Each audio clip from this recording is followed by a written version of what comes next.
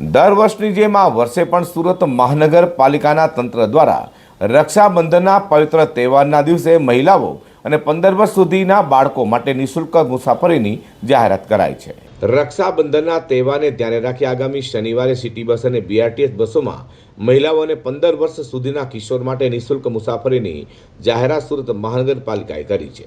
રક્ષાબંધનના દિવસે બહેનોને વાહન વ્યવહારની સુવિધા ઝડપથી મળી રહે અને તેઓ સરળતાથી ગંતવ્ય સુધી પહોંચી શકે તેને ધ્યાને રાખી પાલિકાએ શનિવારે રક્ષાબંધનના રોજ નિઃશુલ્ક મુસાફરીની જાહેરાત કરી છે।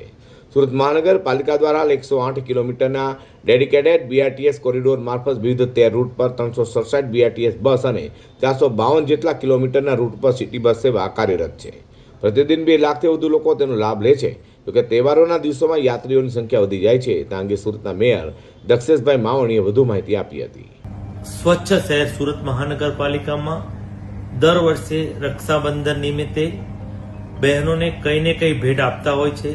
તે પરંપરાના ભાગરૂપે આ વર્ષે પણ સિટી લેક અંતર્ગતની બીઆરટીએસ અને સિટી બસોમાં તમામ બહેનોને રક્ષાબંધન નિમિત્તે તારીખ 9/8/2025ના રોજ રક્ષાબંધનના દિવસે તમામ બહેનોને અને 15 વર્ષથી નીચેના બાળકોને ફ્રી મુસાફરીની વ્યવસ્થા કરવામાં આવી છે।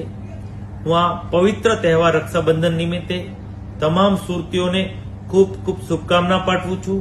સુરત મનપા દ્વારા વર્ષોથી રક્ષાબંધનના પવિત્ર દિવસે બહેનો ભાઈને રાખડી બાંધી શકે તે માટે એટલે કે મહિલાઓ અને તેમની સાથે 15 વર્ષ સુધીના બાળકો માટે ફ્રી મુસાફરી કરાવાય છે। જે પરંપરા આજે પણ યથાવત છે।